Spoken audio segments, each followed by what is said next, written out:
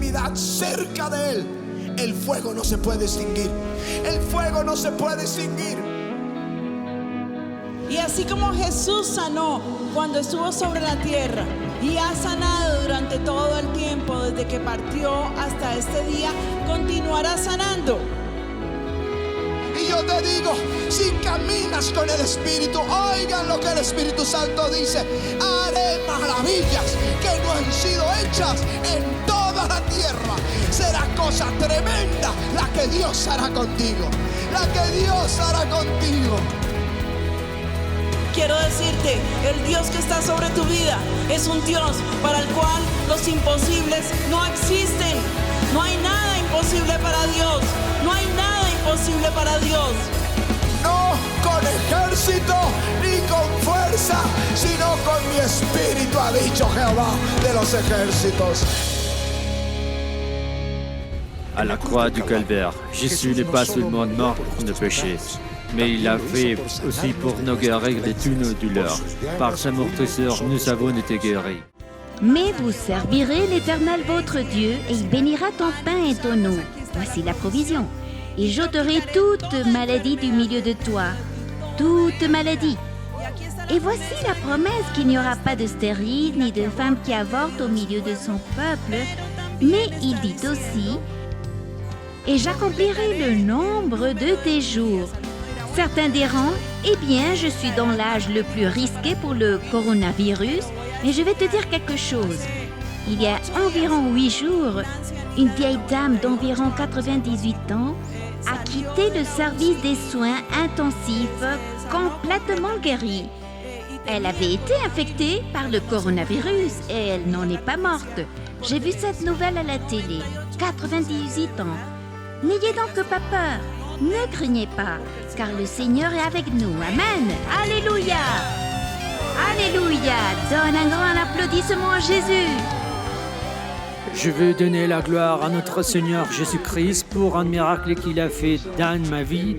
J'avais durant toute une année une douleur aiguë dans les épaules et ce jour-ci, le Seigneur a donné une parole de guérison des épaules au travers des pasteurs. Au niveau des épaules, il ne peut pas lever les bras. C'est le moment, saisis-le maintenant. Saisis-le parce que c'est pour toi maintenant. Reçois. Et je l'ai saisi et la douleur a disparu. Amen. Je suis complètement libre et complètement guéri. Alléluia. Merci Jésus. Il y a quelques jours, j'avais un mal de tête horrible. Et Il y a un enfant qui reçoit sa guérison. Il avait une forte douleur à la tête. Il souffre depuis 4 ou 5 jours. C'est un véritable supplice pour lui. Ses parents n'ont pas réussi à calmer sa douleur avec les médicaments habituels. Mais le Seigneur te dit, ne crains pas, ne crains pas. Dieu pose sa main sur la tête de ton petit garçon. Et dans le nom de Jésus, j'étais guérie et j'ai reçu la guérison. Et je veux aussi le remercier parce que nous avons reçu la provision pendant 7 ans de pandémie et avons de quoi prendre 3 repas dans notre famille. La semaine dernière, j'ai souffert d'une forte douleur abdominale. Et le pasteur a donné la parole. À la taille et au rein, cette douleur est en train de partir maintenant. Je te remercie Seigneur. Merci. Quelqu'un avait une très forte douleur de côté comme au rein, mais je ne crois pas que c'était un rein. C'est quelque chose de musculaire. Et le Seigneur t'a enlevé ça. Reçois maintenant. Gloire à Dieu, je suis guérie. Je suis allée chez le médecin. Ils ont fait tous les examens et je suis complètement guérie. Gloire à Dieu. Dans ce temps de quarantaine, je puis donner ma vie à Christ. Dans ce temps de quarantaine, ma famille et moi n'avons manqué de rien. Les provisions sont arrivées surnaturellement à notre maison. C'est incroyable comment Dieu a œuvré dans nos vies. En suivant les disciples, j'ai décidé de me débarrasser complètement de tout ce qui déplaît à Dieu. Lorsque j'ai décidé de faire ça, des changements incroyables ont commencé dans ma vie. Quelques jours plus tard, le pasteur a donné une parole de guérison d'une personne qui avait un problème à la mâchoire et je l'ai reçu. La gloire, honneur sont pour Dieu. Maintenant, je suis complètement guérie. Valentina, maintenant tu fais partie de la famille de Dieu et je sais, après la pandémie, on aura un grand réveil. Amen. Nous allons recevoir une énorme surprise de la part de Dieu. Et ce que nous allons voir, c'est une hyper méga croissance. Alléluia.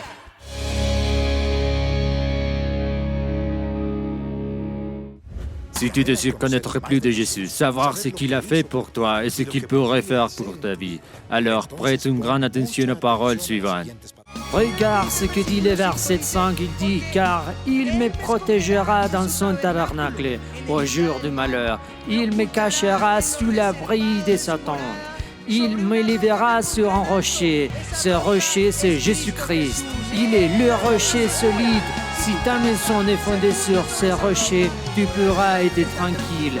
Des tremblements de terre viendront, des tempêtes viendront, des pluies viendront, des pestes, la faim, peu importe ce qui viendra. Mais si ta vie est sur ces rochers, tu ne tomberas pas. Tu ne tomberas pas si tu sais que ceci est ton moment.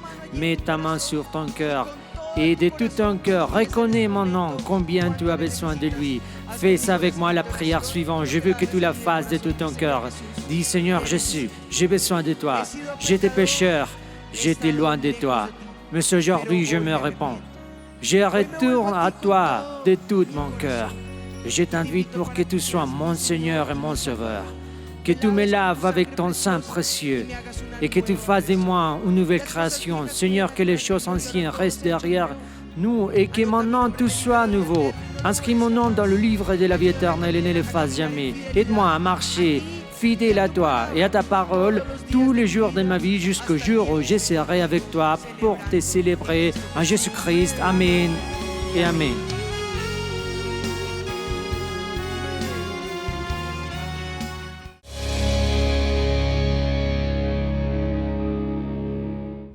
Dans ce qui suit, tu écouteras une puissante prédication qui édifiera ta vie et te donnera la conviction dans ton âme que le Seigneur combattra toujours pour toi. Ne te distrais pas, parce qu'une seule parole peut changer ta vie pour toujours. Avec vous, le pasteur Ricardo Rodriguez. Jonas et chapitre 2. L'Écriture dit « Jonas, dans le ventre du poisson, pria l'Éternel, son Dieu. Il dit « Dans ma détresse, j'ai invoqué l'Éternel, et il m'a exaucé. Du sein du séjour des morts, j'ai crié, et tu as entendu ma voix. Tu m'as jeté dans l'abîme, dans le cœur de la mer, et les courants d'eau m'ont environné. Toutes les vagues et tous les flots ont passé sur moi. Je disais, je suis chassé, loin de ton regard. Dis-le avec moi, je suis chassé loin de ton regard. Quelqu'un à la maison ressent la même chose dans son cœur. Je suis chassé loin de ton regard, mais je verrai encore ton saint temple. Les eaux m'ont couvert jusqu'à m'ôter la vie. L'abîme m'a enveloppé. Les roseaux ont entouré ma tête. Je suis descendu jusqu'aux racines des montagnes. Les barres de la terre m'enfermaient pour toujours. Mais tu m'as fait remonter vivant de la fosse, Éternel mon Dieu. Quand mon âme était abattue au-dedans de moi, je me suis souvenu de l'Éternel, et ma prière est parvenue jusqu'à toi, dans ton saint temple. Ceux qui s'attachent à de vaines idoles, éloignent d'eux la miséricorde. Ceux qui s'attachent à de vaines idoles, éloignent d'eux la miséricorde. Pour moi, j'offrirai des sacrifices, avec un cri d'action de grâce. J'accomplirai les vœux que j'ai faits. Le salut vient de l'Éternel. Alléluia. Et l'Éternel parla. Et l'Éternel parla au poisson. Et le poisson vomit Jonas sur la terre. La parole de l'Éternel fut adressée à Jonas une seconde fois. Alléluia. Par ces mots, lève-toi, va à Ninive, la grande ville, et annonce-leur le message que je t'ordonne. Amen. Maintenant, laisse-moi te dire, si tu te demandes, s'il y aurait une autre opportunité pour toi dans ta foi, si tu auras une autre opportunité avec ta famille, si tu auras une autre opportunité dans ton économie parce que tu as mal fait, je ne sais pas, dans tes études, dans ta vie ou dans le service pour le Seigneur, je dois te dire qu'il est lent à la colère et grand en miséricorde. Et Dieu m'a dit, quand j'étais en train de lire un passage de Jérémie, prophétise une autre opportunité. Prophétise une autre opportunité. Alléluia.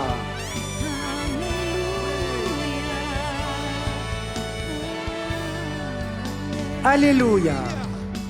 J'étais en train de lire Jérémie 33. Quand le Seigneur me dit, invoque-moi et je te répondrai. Je t'enseignerai de grandes choses cachées que tu ne connais pas. Il dit, ils viendront détruire cette ville. Voici, je lui donnerai la guérison et la santé. Je les guérirai, je leur ouvrirai une source abondante de paix et de fidélité. Je ramènerai les captifs de Juda. Je les purifierai de toutes leurs iniquités. Je leur pardonnerai toutes les iniquités par lesquelles ils m'ont offensé. Cette ville sera pour moi un sujet de joie, de louange et de gloire parmi toutes les nations de la terre, qui apprendront tout le bien que je leur ferai. Quand je lisais cela, qu'un peuple allait être chassé, et Dieu dit, je vais les ramener et je vais les bénir. L'Esprit m'a dit, prophétise une autre opportunité. Prophétise une autre opportunité. Alléluia. Alléluia. C'est pourquoi aujourd'hui j'ai pris le texte du prophète Jonas, qui reçoit un appel pour aller prêcher en Assyrie, le peuple le plus pervers qui vivait là à cette époque. Et il l'envoie dans la ville de Ninive, une grande ville de 3 jours de marche. Mettez une personne pour la parcourir. Et il lui dit, va à Ninive et annonce le message que je te donnerai. Et Jonas savait qui étaient les Ninivites. Et ce qu'il a fait, c'est qu'il va au port de Jaffa, au port de Joppé, et il monte sur un bateau qui va directement à l'opposé, à Tarsis, fuyant Dieu. Il ne veut rien savoir. Et la parole dit, fuyant la présence de Dieu. Tu ne peux pas fuir loin de lui. Les dons et les appels sont irrévocables. Tu ne peux pas fuir loin de lui. Alors Dieu envoie une tempête sur ce bateau. Et le bateau commence à tanguer, menaçant de se rompre. Et tous les marins, je ne sais combien, sûrement une centaine, parce que les navires de l'époque étaient ainsi, au moins au temps de l'apôtre Paul. Et tous essayant de se sauver, jetaient ce qu'ils avaient dans le navire pour le rendre le plus léger. Mais ils n'y arrivaient pas. Ils appelèrent Jonas, parce qu'il dormait, et lui dirent, « D'où es-tu ? Quel est ton peuple et ton travail ?» Et il explique qu'il est prophète et déclare, « Je suis israélite, je suis hébreu, et je sers le Dieu qui a fait le ciel et la terre. Et je sais que cela arrive à cause de moi. » Et la seule solution était de le jeter à la mer pour arrêter la tempête. Et ces hommes luttaient face à la tempête sans y parvenir. Ils prirent donc Jonas et dirent, « Pardonne-nous, Seigneur, ce péché, mais c'est ce que nous croyons être correct. » Et le jetèrent à la mer. Et immédiatement, la tempête cessa. Ils firent des sacrifices et adorèrent l'Éternel dans ce bateau. Je l'appelle le premier réveil de Jonas, parce qu'il eut 2 réveils, celui de Ninive et celui du bateau. Mais lui a terminé dans la mer. Et ce poisson arrive et l'avale. Alors Jonas fait cette prière. Dans ma détresse, j'ai invoqué l'Éternel. Et il m'a exaucé du sein du séjour des morts. J'ai crié, et tu as entendu ma voix. Tu m'as jeté dans l'abîme, dans le cœur de la mer. Il dit que même les algues entouraient sa tête. Il pensa qu'il allait mourir. Mais tu m'as fait remonter vivant de la fosse. Éternel, mon Dieu, quand mon âme a été abattue, au-dedans de moi, je me suis souvenu de l'Éternel, et ma prière est parvenue jusqu'à toi, dans ton saint temple. J'offrirai des sacrifices, et je paierai ceux que j'ai promis. Le salut vient de l'Éternel, et le poisson le vomit sur la terre. Et le texte dit, la parole de l'Éternel fut adressée à Jonas. Une seconde fois, une autre opportunité. Prophétise, une autre opportunité. Prophétise, une autre opportunité. Alléluia. Je sens l'onction si forte que je sais qu'il y a des personnes brisées parce que Dieu parle à leur vie. Mais il y a encore plus, afin que tu puisses fermer la bouche du diable et déclare une autre opportunité pour toi. Et je vous ai donné 2 passages. Je vous ai parlé de Jean 21, où il est question d'un personnage très particulier dans la Bible, Simon-Pierre.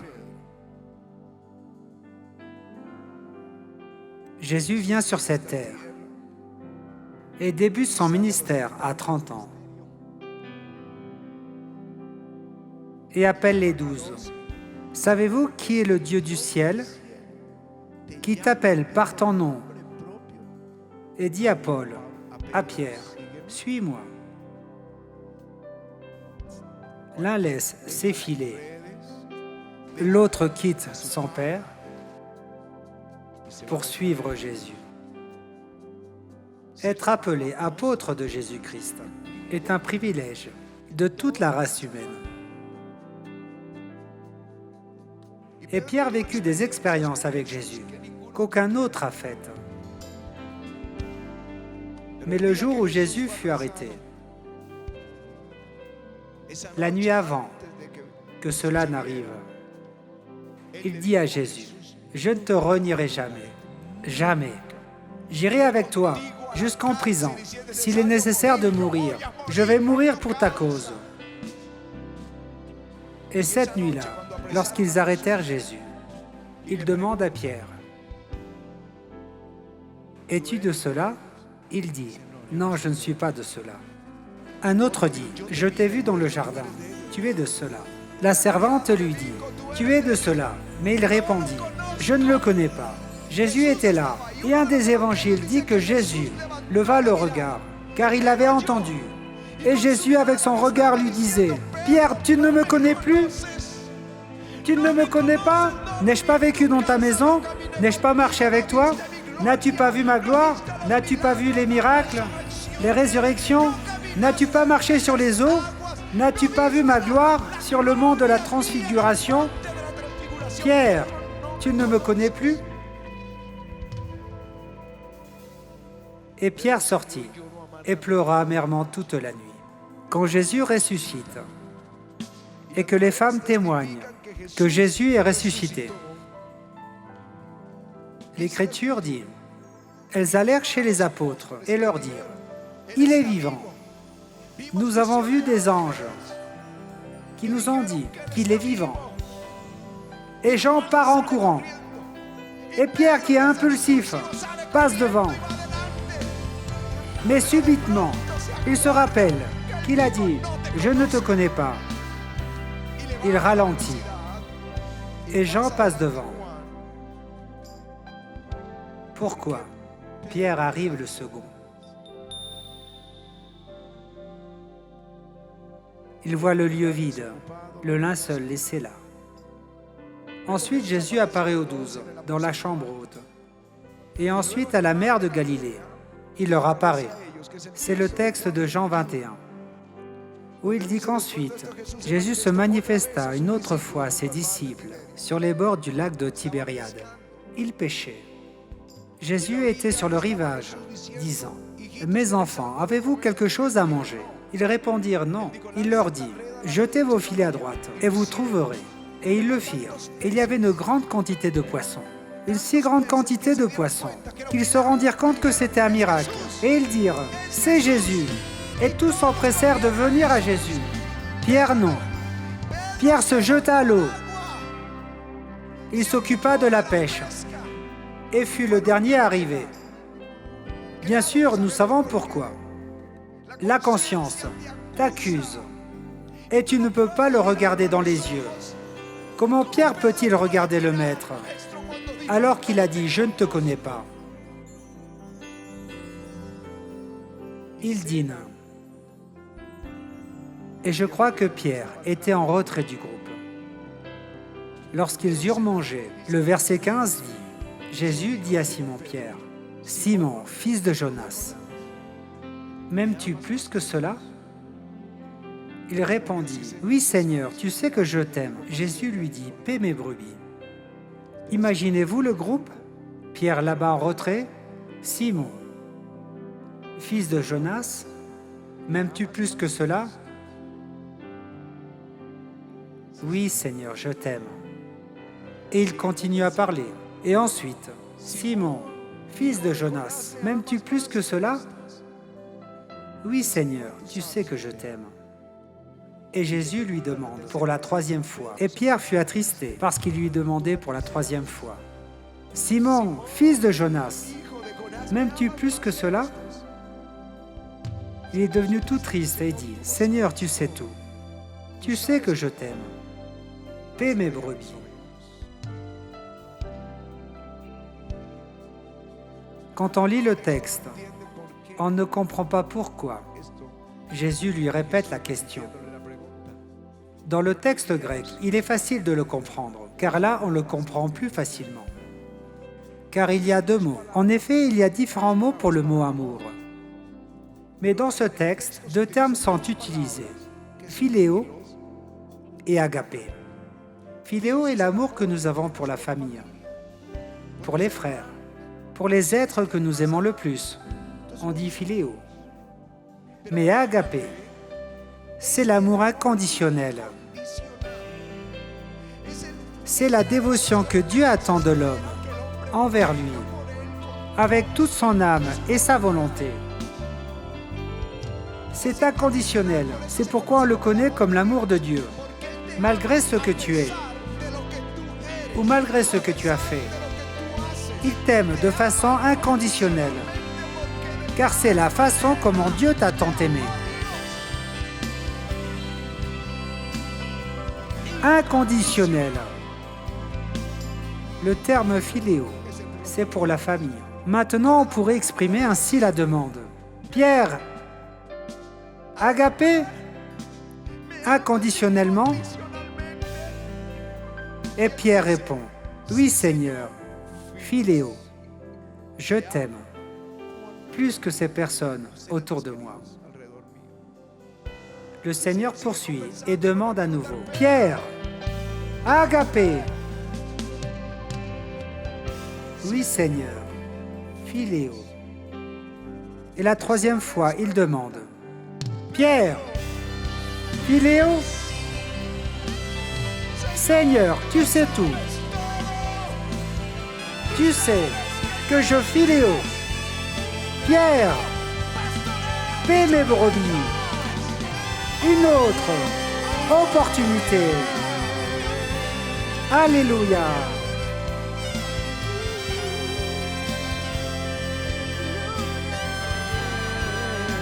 Je prophétise aujourd'hui une autre opportunité. Une autre opportunité. Dieu veut te donner une autre opportunité. Alléluia. Oui, Seigneur. Même si on ne te voit pas, et qu'autour de nous, tout est sombre et sans aucun sens, nous t'aimons, aujourd'hui comme hier, qu'en tout. tout était bien, Seigneur. Nous t'aimons. Merci pour l'opportunité que tu nous donnes, une seconde opportunité. Si nous sommes tombés sur le chemin, si nous avons stagné, si nous nous sommes arrêtés à cause de la honte ou pour toute autre raison, aujourd'hui, tu nous prophétises et tu nous dis qu'il y a une seconde opportunité. Il y a une seconde opportunité. Ne reste pas là comme paralysé, mais cours vers ton téléviseur et reçois cette onction. Reçois la certitude que les appels de Dieu sont irrévocables, ainsi comme ses dons sont irrévocables. Je veux que nous disions ensemble au Seigneur que tout va bien.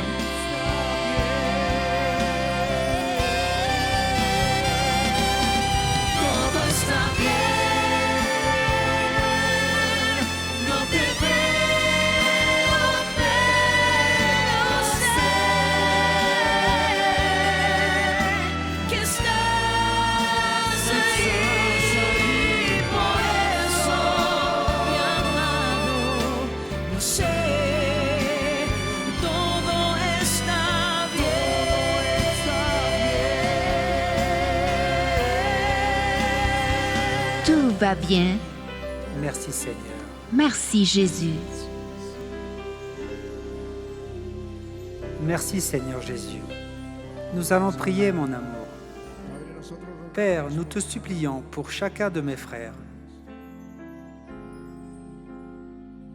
qui sont au milieu de cette tempête et passent par des nuits obscures, par des moments difficiles. Je te supplie dans le nom de Jésus que tu étendes ta main, Seigneur, et apaise la tempête. Calme, Seigneur, les eaux impétueuses qui se sont levées contre eux et apporte ta paix et la parole à l'esprit de tes enfants. Tout va bien. Dans le nom de Jésus.